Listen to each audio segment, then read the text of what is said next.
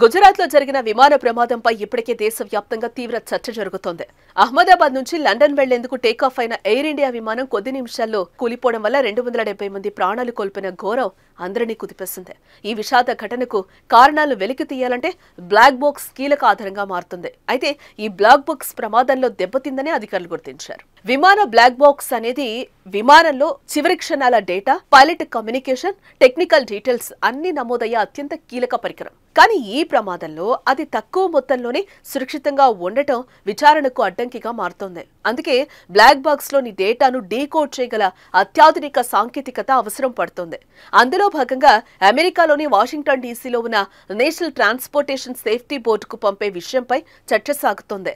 ఇప్పటికే black box ను స్థానిక బీజే వైద్య కళాశాల హాస్టల్ పై నుంచి అధికారులు స్వాధీనం చేసుకున్నారు. అయితే అది పూర్తిగా డ్యామేజ్ అవ్వకపోయినా లోపలి డేటా పూర్తిగా రికవరీ చేయాలంటే స్పెషలైజ్డ్ అనాలిసిస్ అవసరమని నిపుణులు అభిప్రాయపడుతున్నారు. దాంతో ప్రభుత్వం, directorate general of civil aviation కలిసి ఈ నిర్ణయం తీసుకోవాల్సిన పరిస్థితి ఏర్పడింది. బ్లాక్ బాక్స్ లో ఉన్న డేటా తీవ్రంగా దెబ్బతిండడంతో భారత్ లో ఉన్న ల్యాబ్లు ఆ సమాచారాన్ని పూర్తిగా రికవర్ చేయలేని పరిస్థితి ఏర్పడింది. అమెరికాలో ఉన్న national transportation safety board NTSB వంటి సంస్థల వద్ద అత్యాధునిక టెక్నాలజీ, ప్రత్యేక పరిజ్ఞానం ఉండడంతో బ్లాక్ బాక్స్ లోపలి డేటాను డీకోడ్ చేయడం అక్కడ సాధ్యమవుతుంది.